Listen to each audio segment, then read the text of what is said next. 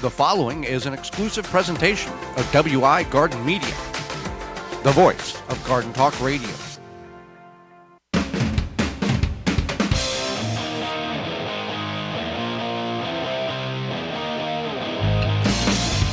Coming up on the program today, we're going to discuss watering in your garden and how to do it correctly for the best success, as well as pickling, understanding the art of doing that. Our guest is Phollyom Bioproducts co-founder John Libbs, and we'll answer your garden questions. The hour is full, so join us.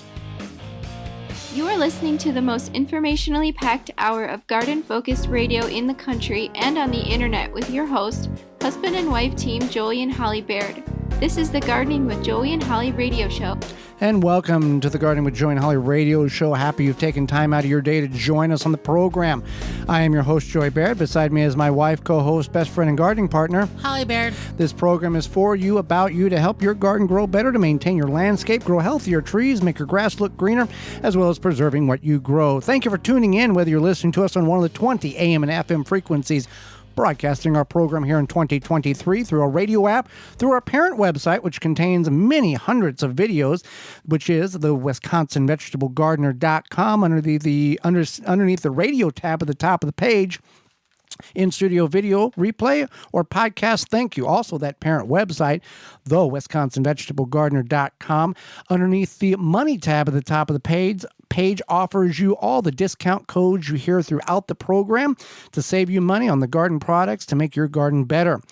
If you want to be part of the program, you can do that by sending us an email to gardentalkradio@gmail.com, gardentalkradio@gmail.com, or give us a call, toll-free, coast-to-coast at 1-800-927-SHOW. That's 1-800-927-7469. Watering is more than just a splash and go, the soil's wet, and I'm good, and the plant's happy. There's much more to watering than that. We have several sponsors that offer assistance in that: Tree Diaper, Tree Hugger Sprinklers, as well as Dripworks. Yep. And with that being said, that you can purchase things that do help you water, but also they don't just help you water, but they also can make your life a little bit more convenient, or make watering more convenient. Dripworks has a timer system on it. Water as Tree Hugger you can hook a sprinkler or a timer up to that, and Tree Diaper will self-absorb and release as the soil needs it. So watering, Holly, you just don't go, let's say if you don't have those devices yet, it looks wet, dry, splash, splash, walk away. Okay, I watered for the day. That doesn't work because that doesn't get the soil beneath the surface moist. Right, and if your plants are looking dry, then they are dry. They are dry, but you should have probably started consistently watering like last week. If you're thirsty, you shouldn't wait 3 hours from now to drink. Right, and so you want to start watering. You want to get yourself on a watering schedule as soon as the plants hit the ground. But Holly, we've all done this. Oh yeah, this absolutely. is not just hey, we're telling you that you've done it wrong. We've all done this. No, you plant your plants, and then it probably rains that next week, and then all of a sudden you're like, oh yeah, that's right, now it hasn't rained for 2 weeks and my plants are I'll get it tomorrow sad. And then tomorrow becomes the next day. Yeah. And we've all done this. I used to have a boss that would say, prepare to plant, fail to plan, or plan to fail, or something like that. I don't know, but clearly didn't work for you. Obviously not. No, it's fail to plan or plan to fail.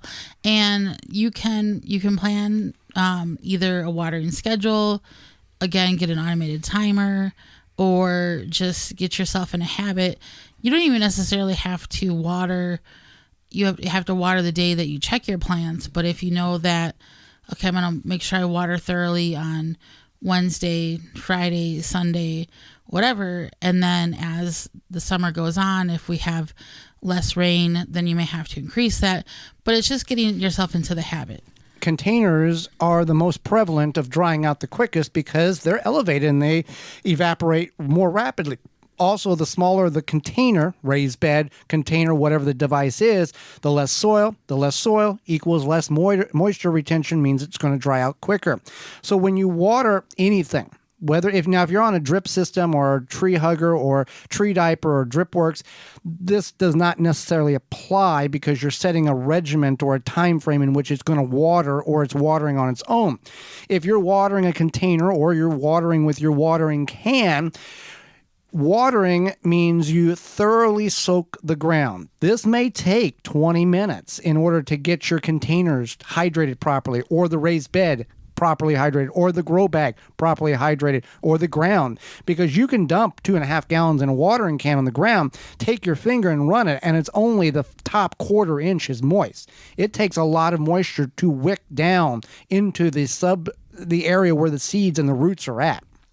And the more drier your soil is, the longer it takes, yes. the more water it takes. And that's another reason we're not telling you to stay consistent in watering because we're annoying or something like that. It's because when your plants are properly watered on a regular basis, then you're actually going to end up using less water. And they're healthier because they can fight off diseases. Mulch is a great, and we've said this many times, mulch is the way in which you water and put a mulch down. There's many different applications of mulch, from wood chips and perennial beds to straw to chemical-free, seed-free grass clippings to shredded paper and anything in between. Some people may choose to use a synthetic weed barrier. We don't advise that. We would advise go all natural on that. But pine needles, it holds the moisture in because it's repelling sunlight from evaporation. Mulch is the way.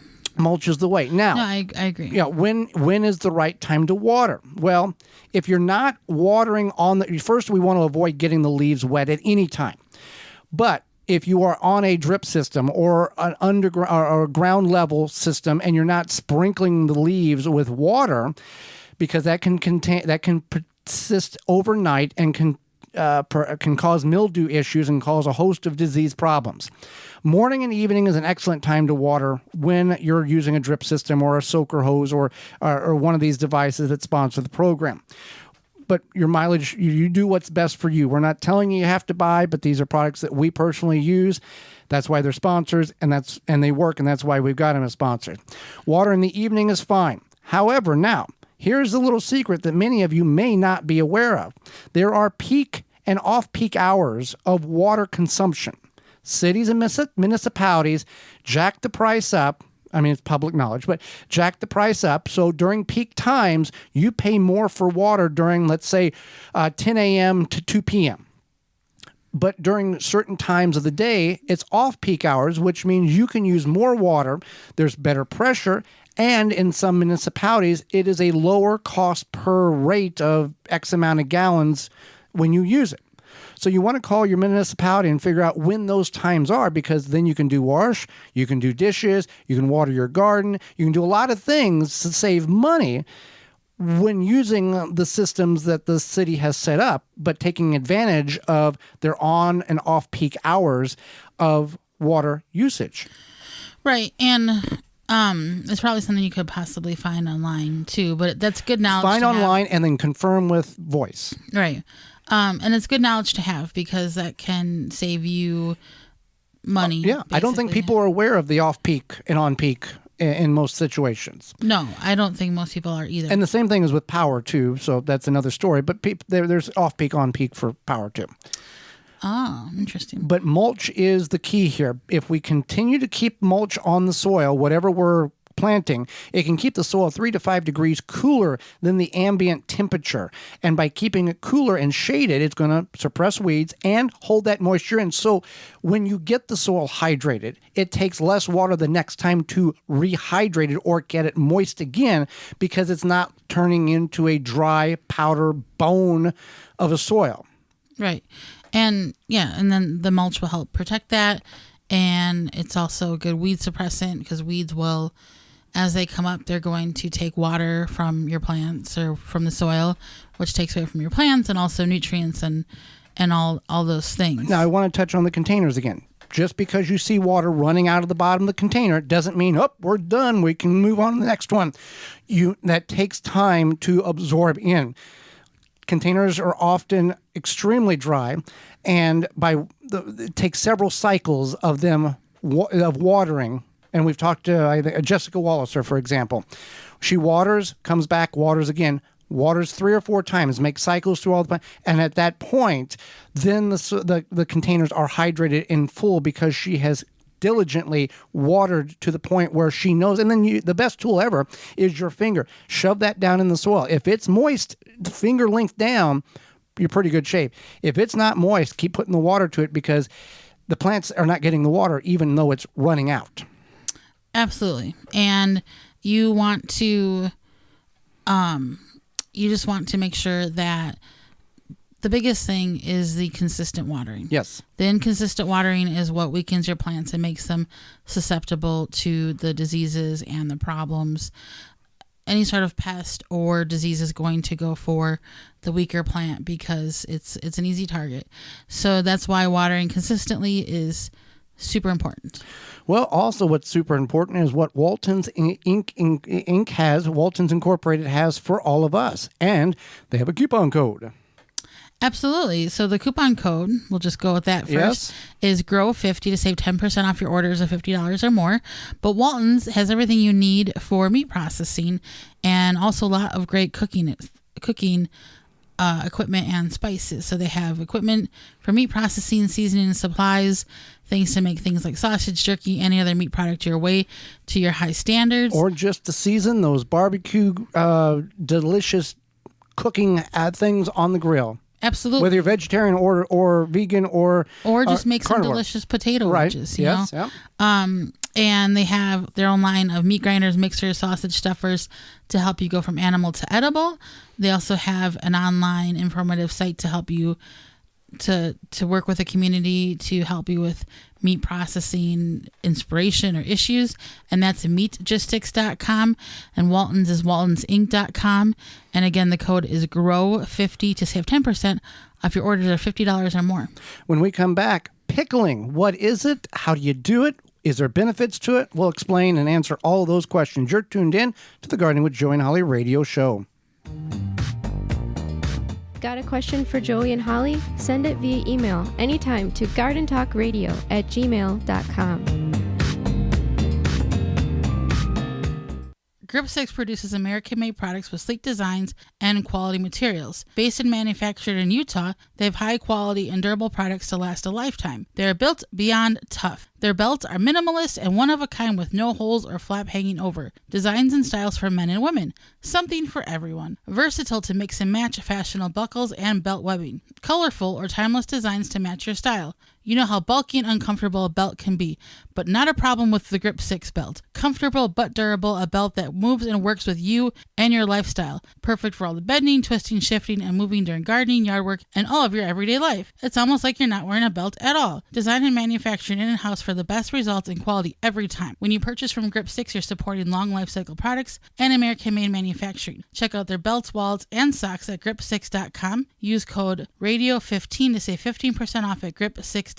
Mantis tillers, the premium long-lasting gas-powered tillers, are the perfect solution for any garden. This Mantis machine is available with 2 or 4 cycle engines with a 19-inch or 16-inch tilling width. Your DIY companion in your garden and your lawn converts easily for edging, aerating, and more with optional attachments. Find details at mantis.com. A non-selective herbicide that is USDA certified? Yep, No More Weeds by Naturally Green Products. The same great company that brings you No More Bugs. No More Weeds kills weeds with no harsh chemicals and no glyphosate. No More Weeds is a commercial-grade vinegar base with a proprietary sticking agent. Great around pools, decks, patios, and more. Visit natgreenproducts.com. Free shipping on orders over $50 using code FREESHIP4ME. Make watering easy. DripWorks provides quality drip irrigation supplies and equipment to gardeners just like you for all your growing needs across the U.S. and Canada. Purchase online at dripworks.com. Do you know that overwatering and underwatering are the top causes of plant death? Tree Diaper solves both those problems by absorbing excess water and releasing it back when the soil dries. Use code GARDEN15 to save 15% on treediaper.com. Deer Defeat is an all-natural based animal repellent to keep deer and rabbits away from your valuable plants that is odorless after 30 minutes and dries clear. It creates a continuous, invisible shield to protect your plants. Works for 30 days through rain, snow, and freeze. Will not clog your sprayer. Apply to your property without environmental damage. You can spray directly onto your plants up to flowering, then apply around your plants to continue protection. No need to reapply. Money back guarantee.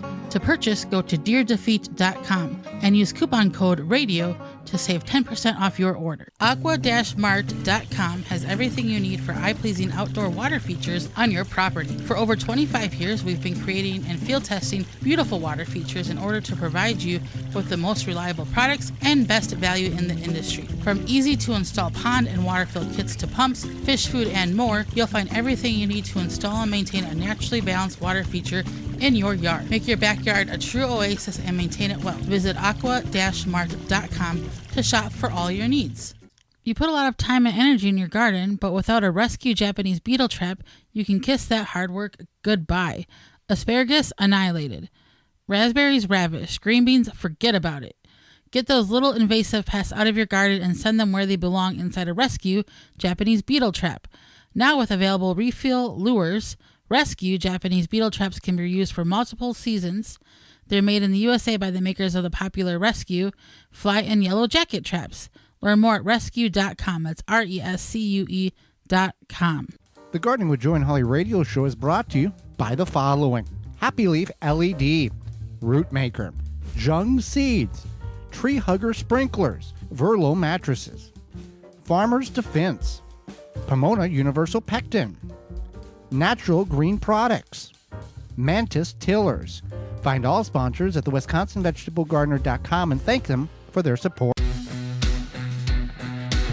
Thank you for being part of the show today. You're tuned in to the Gardening with Joy and Holly radio show. Before we get into the world of pickling, first, a message from Farm Defense. Farm and garden in the ultimate comfort. Farmer's Defense has lightweight and durable sleeves made to protect you against the elements while farming. Farmer's sleeves are unparalleled protection of arms and skin for any farmer, gardener, or outdoor worker. Not just farmers, backyard gardeners can take great advantage of what they have to offer. Absolutely. Say goodbye to irritated skin and sunburns in the garden. Their sleeves offer cooling comfort and protection against the elements outdoors. An alternative to thick clothing, Farmer's Defense is made out of wicking material with UBF protection factor of 50 plus to protect you from allergens and scratches. To find all of their great products and more, visit farmersdefense.com. All right, pickling, Holly. You are a Wisconsin State Fair award-winning canner. For a couple of years, you did that. And that's where the show originates, Wisconsin, for those who are just tuning in and keeping track at home. Pickling. What is pickling? Sure. So pickling is any type of food preservation that occurs when you add an acid to a fruit or vegetable for the purpose of food storage. Is pickling different than fermentation? And if so, how are they different? So pickling is typically where you're adding an acid like a vinegar or with some salt or some lemon juice. Okay.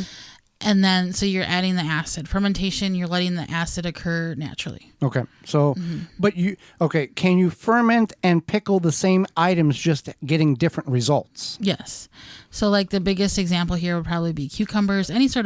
So cucumbers is one, root crops like beets, Jerusalem artichokes. Yeah. I think people have even fermented carrots, things like that. I know some people even ferment salsa. So cabbage. Yeah, you get cabbage. sauerkraut. So there's a lot of things that you can ferment, and then you can also pickle as well. Okay. What tools does one need to pickle? And since we're kind of touched on the fermentation, are those tools similar if you're going to ferment? And which is easier, to ferment or pickle? Or there's a lot of tackling here of topic. Let's pickling. What tools is needed? So for pickling, you would need typically some sort of mason jar situation. And then you need something to put the jars in if you're going to can them for shelf stability. But you don't have to do that. Okay. But if you want to do like refrigerator pickling, then you don't need a canner. And then you need different things like vinegar, sometimes sugar, salt, spices, that kind of like cooking mindset there. A ladle to ladle things into the jar, knives, most stuff that a well-stocked kitchen would have. So when we're refrigerator pickling or water bath pickling, is the duration of time needed for the application to get to the pickle state the same, or is it different? It depends. So Okay. a lot of fermented products take anywhere from 7 to 21 days, sometimes more. But The pickling. that's fermentation. The fermentation aspect of the pickling process. Okay. But when you pickle things, once they are shelf stable, you put them in the refrigerator. The refrigerator pickles are ready a little bit quicker. Shelf stable ones, I usually recommend you wait 30 to 60 days before you enjoy them. Now, the refrigerator pickled beets or carrots or cucumbers, whatever, there's a shorter shelf life, shorter time in which they're good compared to the shelf stable ones that you canned? Or is the same, like, is a 60 days like the maximum on the refrigerator pickles before they're no good and you got to toss them out, versus the shelf stable ones that can sit on the shelf for 9 months before you pop the lid and eat the pickles, whatever you're pickling? Yeah, so the refrigerator pickles are usually good for, I think, like 60-ish days, just a couple weeks. Much shorter than Much the shorter. shelf stable ones that you've water bath canned. Yeah, those are meant to, especially because I think after a while they would get mushy, a lot of them, but they are meant to just be, kind of, I made these are my treat for the next however long. Now, and we're not doctors, so we're not going to advise medical advice here. We're giving our advice. So if you're concerned, seek medical professional advice on what this process does for your body. But in your opinion, Holly, what are the benefits of pickled food? And do your own research again and ask your doctor if you're wanting a specific outcome. To your opinion, what is the benefit of a pickled processed food versus, let's say, a fermented food that you process? I don't know if there's any exact. Why would one choose to pickle outside of? Why would one choose to pickle beets or carrots or something? Sure. So I think you're talking about fermentation. Yes. So pickling is a process, again, of adding the acid. So you're adding vinegar, salt, spices, etc. Fermentation is where it creates its own acid. And in those acids, lactic acids are beneficial probiotics a lot of times, and it's beneficial to your gut health. So that's what the benefit is to fermentation. And that's anything from making your own yogurt to pickling to fermenting, doing fermentation pickling. Mm-hmm. And then even making something like a kvass or a kombucha or kefir. Those are all the lactic acid fermentation process. So if maybe you started drinking kombucha because your friend drinks kombucha, it is a fermented beverage. But kombucha is not a pickled. No, it's not. It's not pickled, but it's in that realm. So pickling and fermenting is under the same umbrella, but have two separate dimensions under that umbrella. Is that accurate? It's under the same umbrella, but there's two different offshoots of under that umbrella of what those are. It's just a way of it's a fermentation type of thing, and it's a way it was originally done to preserve foods for long because there was no refrigeration of any sort. Right. So that acid that's in it that gets created is basically a way to make them more shelf stable and last longer. Now you've made sauerkraut, and that's a form of pickling. And you've done it, and it turned out relatively decent. Mm-hmm. I guess would pickles be, or cucumbers turning into pickles? Would that be the easiest form of pickling pickling or fermentation? Whatever for pickling.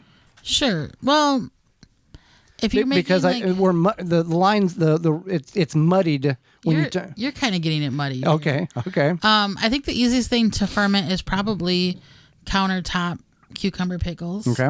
Because it doesn't take long, and cucumbers get mushy the more heat you put to them. Yep. So if you make those countertop fermented pickles, then you will have crunchy cucumber pickles. When you talk counter, we're not putting them in the fridge or after you are. Okay. But once you do that, it's after you do the fermentation process. Okay. All right. Yeah. So I think that there's a lot of great fermentation guides out there that you can follow. There's a lot of great information online. There's even like a fermentation for dummies book. There is a guy, I can't think of his name. It's like something Katz.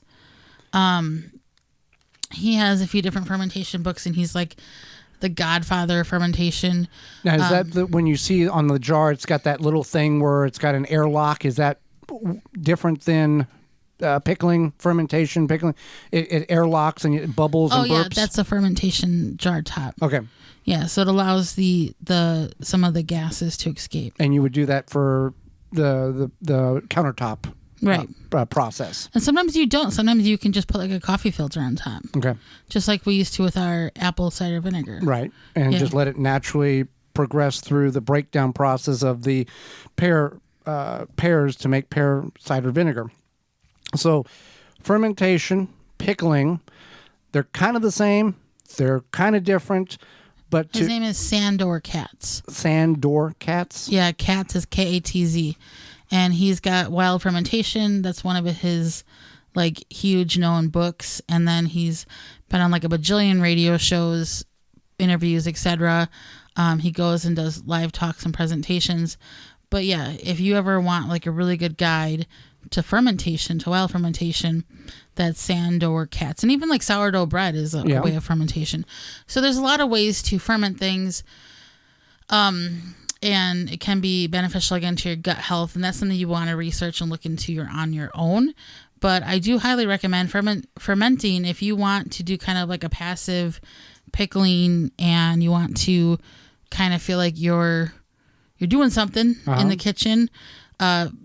Fermentation is fun. But if you, with any of these procedures, there can be things that will or potentially can go wrong to ruin the batch or spoil the batch. Yeah, mold. And then if you get mold in your jar of fermented countertop pickles, you don't want to eat those. Right. And you also, don't want to just scrape it off. You just don't want to eat and them. also, isn't there some truth to if you have multiple jars going that you need to space them because sometimes it can interact with each other and cause one to go bad, or is that just a myth? I think that's a myth. I think they would actually just feed off of each other and possibly ferment faster. Okay. Yeah.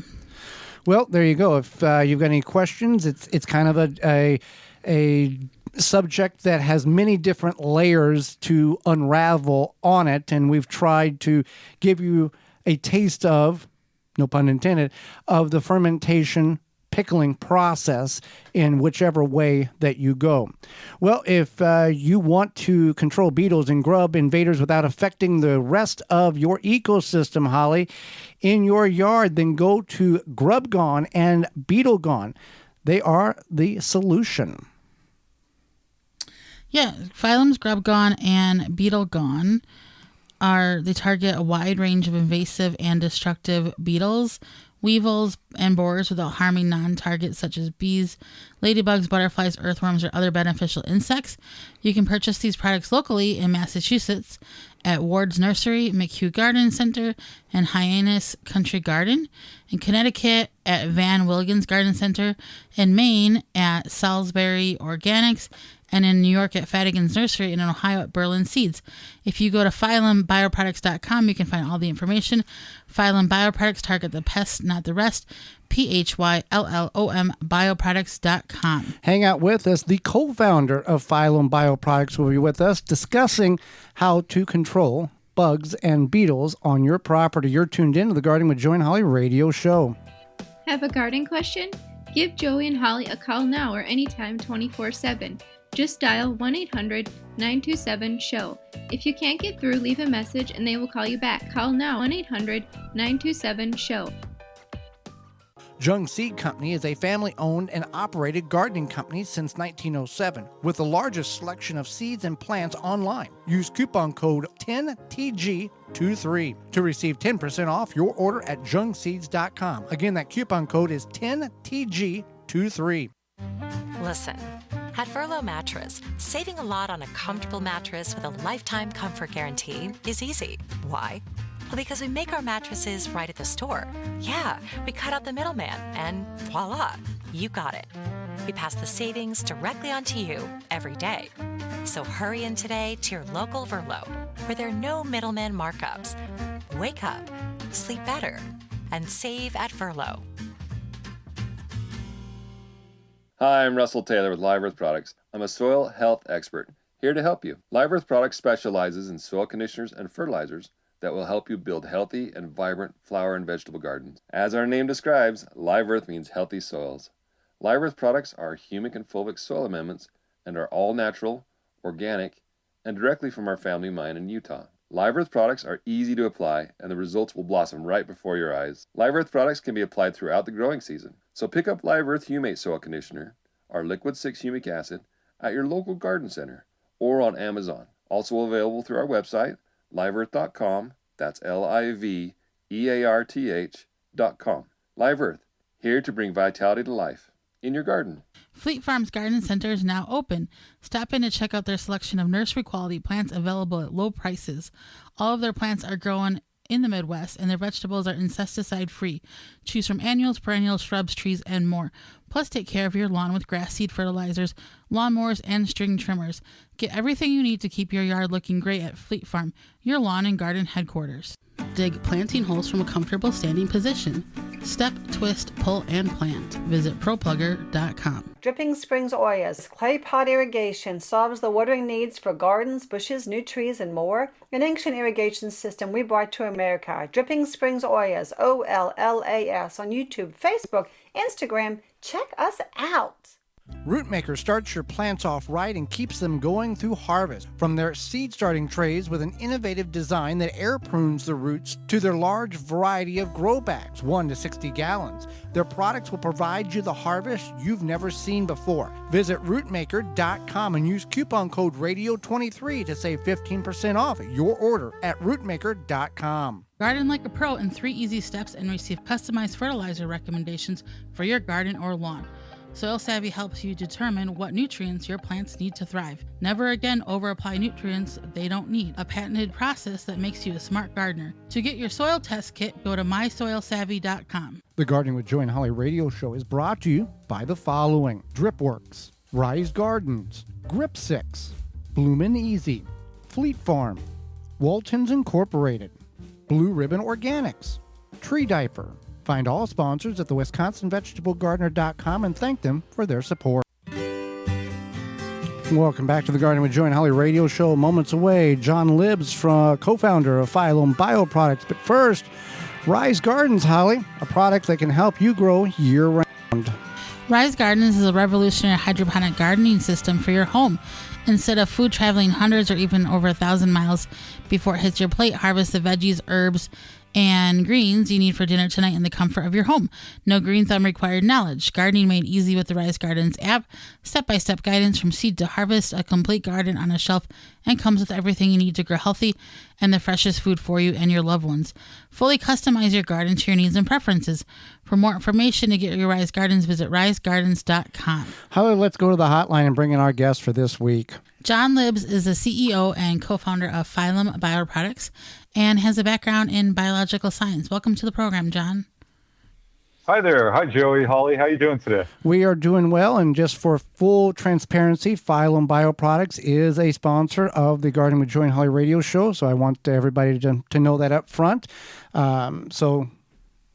So let's get started. What inspired you to start a biotechnology company that targets harmful crop and garden pests? Well, it's going to be a little geeky to start here because I'm going to talk a little science. So it was really science, timing, and market need. And with the science, to discover and develop these types of non-chemical insecticides that we sell, it's actually a mixture of genetics, biochemistry, micromolecular biology, and protein chemistry. So at a basic scientific level, it's actually very interesting work. So that was one inspiration. And at the time I first entered the biotech field, which is, I'm getting pretty long in the tooth here now. This goes back to the late 80s, early 90s. The industry was really in its infancy.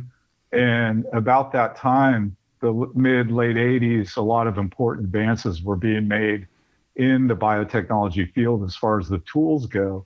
And this included protein chemistry. And proteins are a very important part of our products. Proteins are actually the active ingredients of our non-chemical products. So the active ingredients aren't chemicals made in the lab. They're actually proteins in biological systems.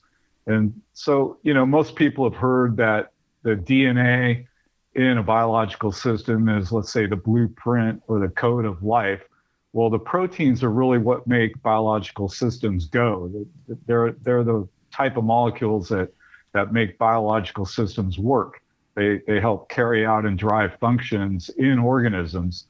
And some of the earliest discoveries of protein structures, meaning their shapes and actual three-dimensional structure, were made in the ag biotech industry in the late 80s, early 90s. And specifically, they were made by collaborative groups. I worked on some of these projects in the Bay Area with UCSF and other research labs at universities.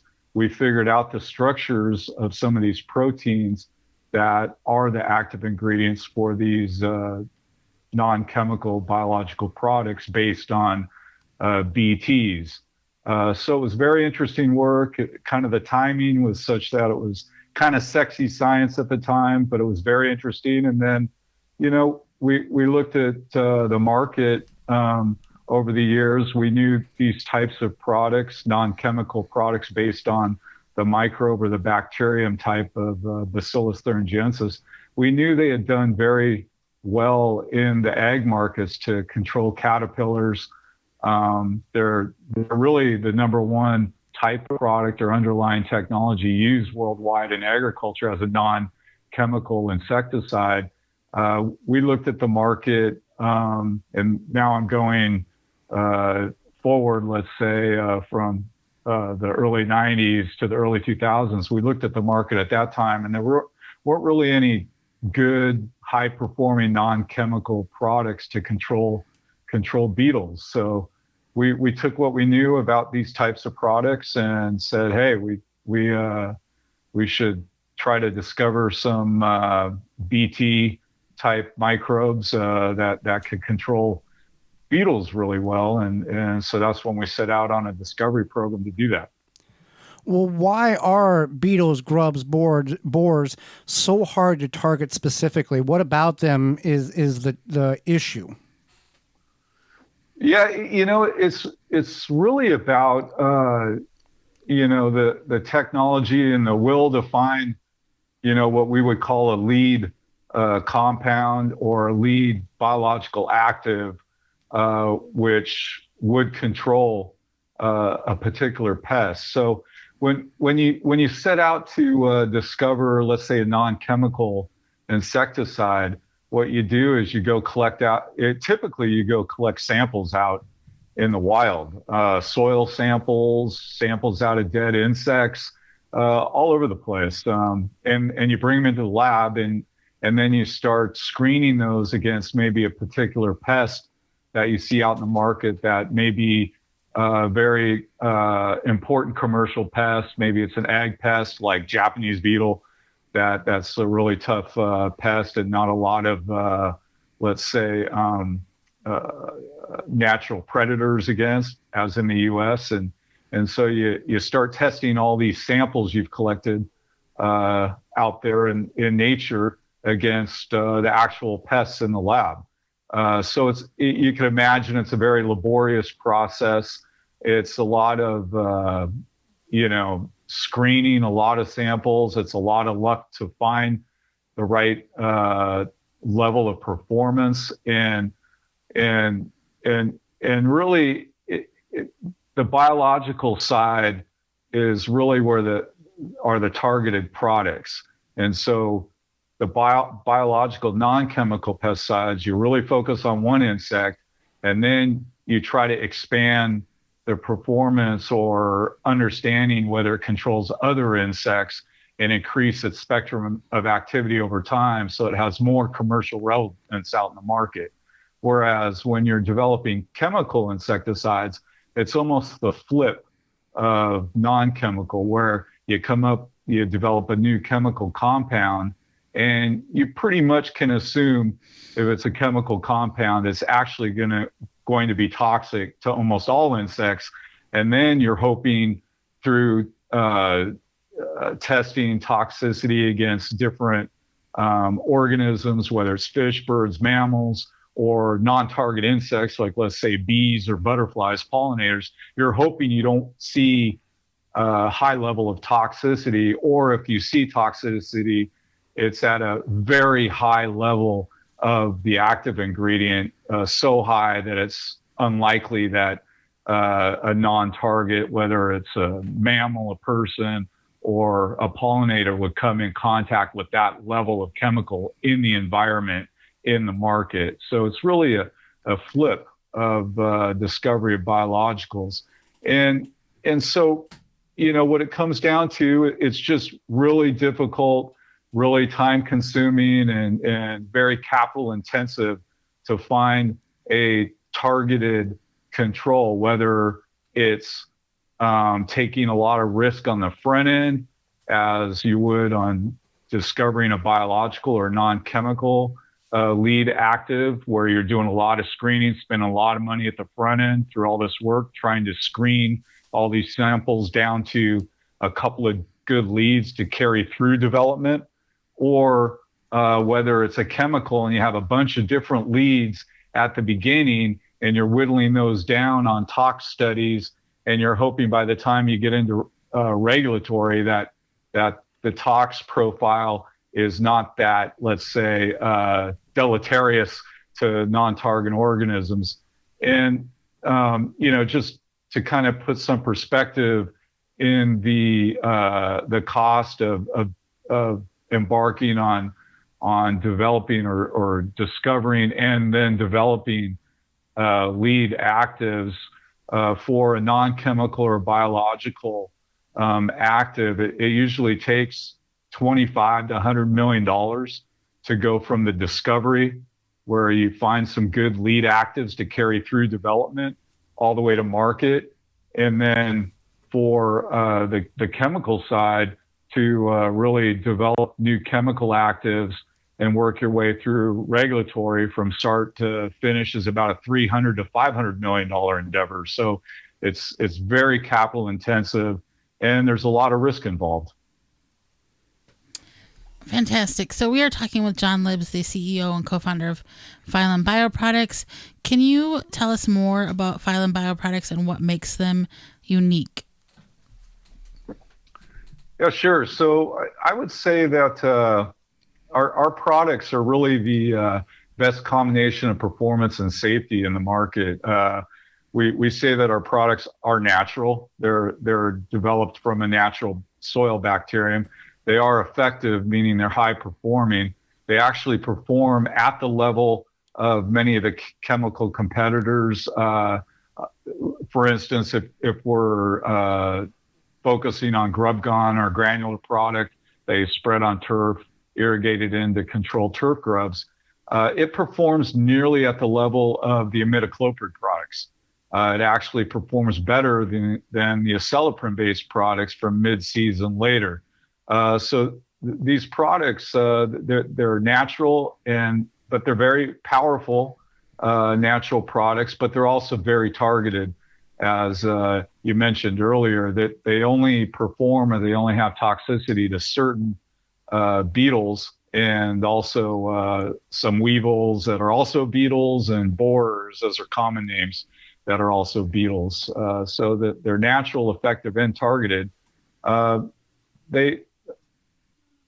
We've done lots of research, and over time we continue to improve the production side of our products. And with biologicals, you say, we kind of say there's RFI, there's always room for improvement. And so that's another distinguishing factor from the chemical side. With biological products, it is a biological process often when you're producing them. And so there's a lot of room to improve that process. And we've been really diligent over time, the last 10 years, to continually look at our production process and improve it. We're out there constantly testing our products, not only against the target pests that we sell the products to control currently, but we're out there trying to increase the spectrum of activity, look for other commercially relevant pests that are important to control. And so we're always doing a lot of research and development, real commercial development, even though these products have always been have been on the market for a good, 7-8 seasons now, especially Pro Side Channel Northeast. And we've continued to make improvements in the products over time. Many people are concerned about the efficacy of non-chemical solutions. Should they be concerned, or is this a thing that we should have been doing many years ago? It's devil's in the detail with all these products, right? So even the chemicals differ a bit on the efficacy. It's tough. For the non-chemical controls. I'll throw some different technologies out. So Milky Spore is a very popular turf grub control. So the pro side, the upside to it is it's a safe product. The downside is what we call the spectrum of activity. The breadth of different types of insects it controls is extremely narrow. So it actually, out of all those scarab beetles, and there's a whole host of them across the country in turf that are problems, probably 12 or 13 different scarab beetles. It only controls one specific species, Japanese beetle, and it only controls the larvae, really young larvae. It doesn't control late in the season. And you also have to, even if you read their label and marketing material, the folks that sell it, you have to put it down 2 to 3 times per year over multiple seasons to get any sort of performance out of it. So that's kind of a tough deal. Shelf life's good, so that's an upside. Then there's nematodes out there and fungal products like Bavaria bassiana, which tend not to have very good shelf life, and they're very particular in how you apply them, and you have to make sure the nematodes you irrigate it in right away. And the level of control is not that high. When I say not that high, maybe at best you're killing 40%, 4 out of 10 grubs, as comparison to our products, our Grub Gone or Beetle Gone, you're going to be killing 8 to 9 out of 10. Midacloprid products, you'll kill 9.5 out of 10 consistently. Acelepryn-based products, they're close to ours in early season, but really drop off late season. So they go from about 8 to 10 down to 5 to 10. Then you have, non-chemicals, getting back to those. You have soaps and oils. And those are just kind of a physical contact. So they're not really a true insecticide. What they tend to do is gum up the mouth parts of the insect. So they will work. The problem with those is they're very non-discretionary as far as, their ability to kill insects, right? So if a bee comes in contact with them or other beneficials, and the soaps and oils will do the same thing to the bees as they do to the other bugs you're trying to get rid of in your garden. Fantastic. Well, we've really enjoyed having you on the program to talk about all this great information. How can people find out more? Yeah, sure. A lot of questions I get are, will your products work against this insect? And there's always a lot of new insects coming into the U.S. And I first go to Wikipedia. It's a good source of information for insects. And first thing with, if you're thinking about using a biological or non-chemical, you want to ID the insect. Again, our products are very good at controlling beetles and some weevils and borers that are also beetles, like emerald ash borer, or different weevils like alfalfa weevil. So ID the insect. For homeowners and landscapers, Green Earth Ag and Turf is one of our Northeast distributors. Joe Magazi, the owner, he has a website up that talks a whole lot about all types of non-chemical products, including ours. He's a great source. He's very knowledgeable in non-chemical products. For Pro Channel, sports turf managers, municipality landscapers, we work through a number of distributors as well. And I could say Tom Irwin Inc. up in the Northeast. All the sales or customer reps are horticulturalists, so they understand products very well. Our website, PhylomBioProducts.com, has some information, some data there. I'd also say look at some of the state websites like Maine.gov. We didn't get the chance to talk about IPM, Integrated Pest Management, but maybe you could have me back sometime in the future. We'll get deep on that.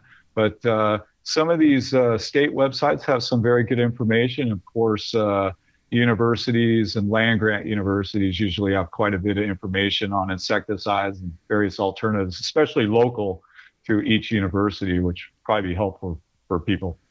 Well, John, we greatly appreciate the information, the sponsorship, and what you're doing to help gardens and landscapes be healthier and getting these bad bugs out of our property.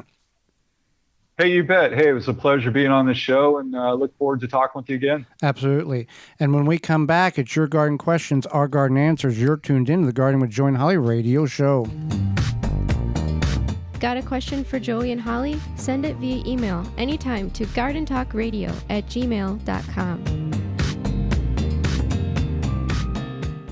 Jung Seed Company is a family-owned and operated gardening company since 1907, with the largest selection of seeds and plants online. Use coupon code 10TG23 to receive 10% off your order at jungseeds.com. Again, that coupon code is 10TG23. Wind River Chimes creates a symphony in any space. Chimes that are inspired by nature and designed to make the natural world even more inspiring. Music speaks to everyone. Individually handcrafted in Virginia for over 35 years and hand-tuned for an exceptional precision and lasting beauty. Because in life, the winds of change are always moving. But no matter where they carry you, Wind River Chimes will always be the inspiring harmony. With a large selection and customization options, you will find the sound that soothes you. Visit windriverchimes.com to shop and find out more. Tree Hugger sprinklers are the ultimate watering device for either your newly planted or established trees and shrubs. Our sprinklers open and close around the trunk of your tree and provide 360 degrees of watering. With our adjustable valve, you can direct the water to your tree's targeted saturation zone. They come in 3 sizes, 7, 11, and 15 inches. You can purchase a Tree Hugger sprinkler at your local garden center, feed store, or hardware store. Go to treehuggersprinklers.com to find a retailer close to you. Or you can buy it directly from Amazon or treehuggersprinklers.com. If you're an independent nursery, garden center, hardware store, or feed store, you will want to stock this product. Contact the good people at Tree Hugger Sprinklers and they will get you set up. Your tree's best friend. treehuggersprinklers.com. Blue Ribbon Organics, providing locally made organic compost and soil blends for gardeners, farms, landscaping, and more. To find our products nearest you, visit blueribbonorganics.com. Chapin has the tools for planting your garden and keeping it growing all season long. Whether your garden is big or small, Chapin has sprayers and spreaders for fertilizing, weed, and pest control, watering, and seeding. You can find Chapin products at your local hardware store, big box retailer. You may visit them also online at chapinmfg.com to learn more and buy online. We know that you appreciate the value of a beautifully landscaped yard, but tackling such a project yourself can seem way too complicated, right? Bloomin' Easy plants are the answer.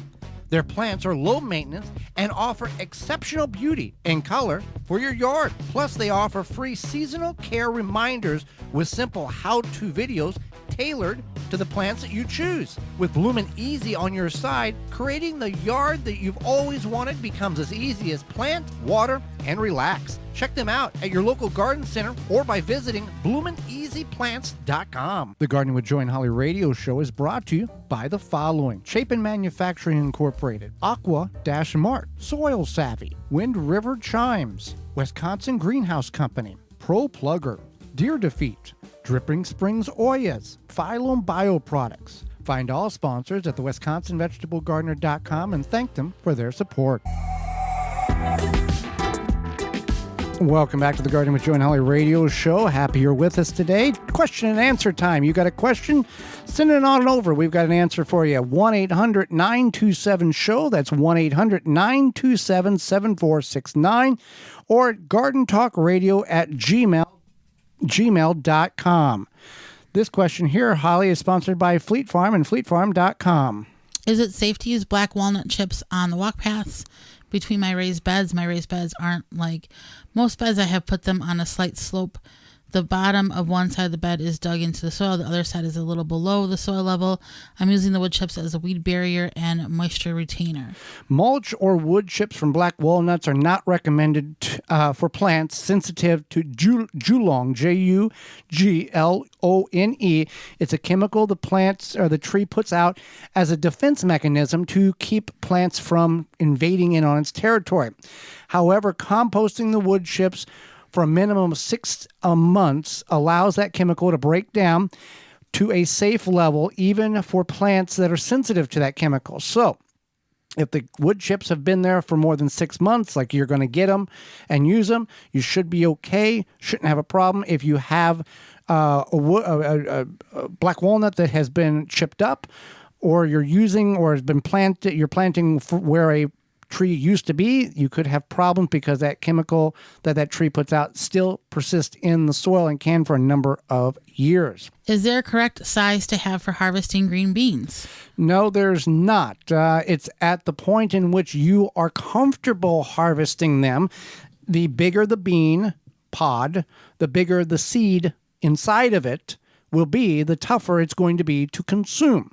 Now, you can get them at any size, very tiny or medium size, whatever the case is, but you got to be able to chew them up. As they get larger, the seed gets larger and more mature, they're going to get more woody and tough.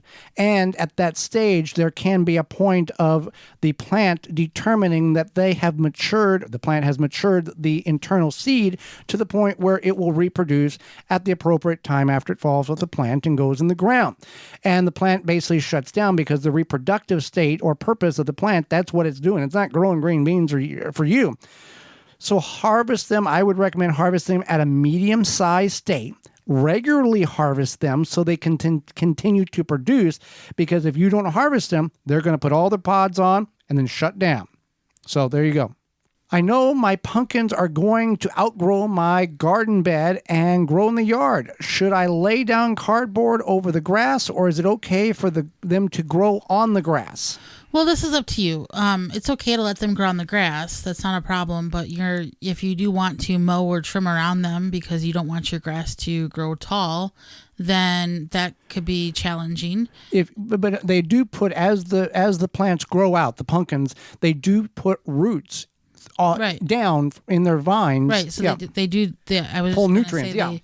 They do put roots down. So one thing you could do is you could try to, once they kind of establish, you could put cardboard around, and then that would smother out the grass that you don't want to trim or have grow there.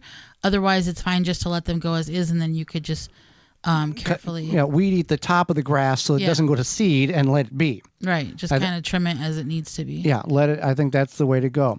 All right, I planted cucumbers 2 weeks ago, and they do not look happy. I gave them fertilizer at the time of planting and kept them water. What are your thoughts? It's possible that they are too cold. Cucumbers are warm weather plants, so if you planted them early, it could happen that they just aren't doing too well with the varying temperatures of the late spring. Keeping them watered and fertilized is important. What do you think? Yeah, cucumbers at root zone, which is about an inch and a half below surface, likes the soil temperature to be a consistent 65 degrees Fahrenheit. And if it's not that, it's not going to be happy. And if you plant them too early, they're going to be stunted or have difficulty getting to a mature state. And it's just better to wait until that soil is at the right temperature and direct sow them. You don't need to transplant them. Don't start them indoors 2 weeks before your last average frost date. The process of planting a transplant and a seed and 4 weeks are the same size anyway. So save the transplanting, save the seeds indoors, just direct sow them at the appropriate time, and you will have good cucumbers. And cucumbers are not a long No, growing they're only going to grow crop. for a few months. They're not the type of... You're not going to get cucumbers the week before Thanksgiving in most areas of the country. They just kind of do their thing. They grow, then you harvest, and you harvest a little bit more, and then all of a sudden they're like, "Whoa, I'm done." You can plant your, You can plant your cucumbers at the appropriate time. Wait about 3 weeks, plant another batch, and try to extend you could do that, succession plant them a little bit. I mean, it's based on your long range forecast in the fall. Well, with that being said, we are out of time, and we thank you for yours. Missed any portion of the program today or would like to revisit it, you can certainly do that by going to your favorite podcast platform and searching the Gardening with Joy and Holly radio show or our parent website, the WisconsinVegetableGardener.com. Send us an email, gardentalkradio@gmail.com, and we will send you a link to the program. Tune in next week to the program where we'll be discussing water features for your yard or your property. And our guest is Christy Purify will be with us, and we'll answer more of your garden questions. So until next week, for Holly Baird, I'm Joy Baird, and we will see you in the garden.